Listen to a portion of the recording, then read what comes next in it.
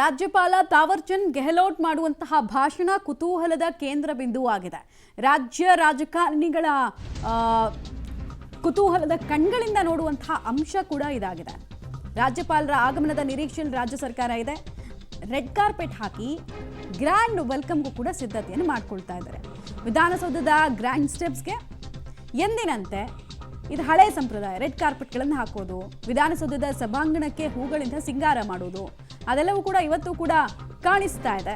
ರಾಜ್ಯಪಾಲರನ್ನ CM, ಸಭಾಪತಿ ಎಲ್ಲರೂ ಕೂಡ ಬರಮಾಡ್ಕೊಳ್ತಾರೆ.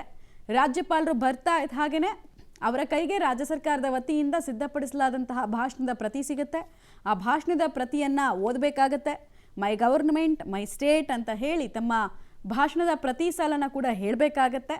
ಬಂದರೆ ಎಷ್ಟು ಸಾಲುಗಳನ್ನು ಹೇಳ್ತಾರೆ, ಎಷ್ಟನ್ನು ಸ್ಕಿಪ್ ಮಾಡ್ತಾರೆ.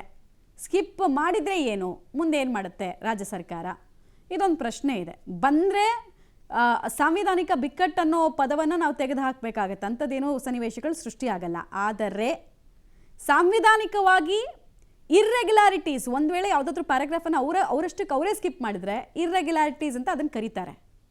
ಅದ್ರ ಬಗ್ಗೆ ಕಲ್ಕತ್ತಾ ಹೈಕೋರ್ಟ್ ಎಲ್ಲ ಒಂದು ತೀರ್ಪನ್ನೇ ಕೊಟ್ಟುಬಿಟ್ಟಿದೆ.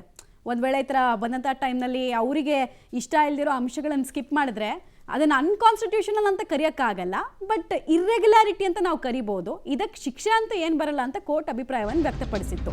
ಸೊ ಅದಿಲ್ಲಿ ಏನಾಗುತ್ತೆ, ಇದೊಂದು ಪ್ರಶ್ನೆ ಇದೆ.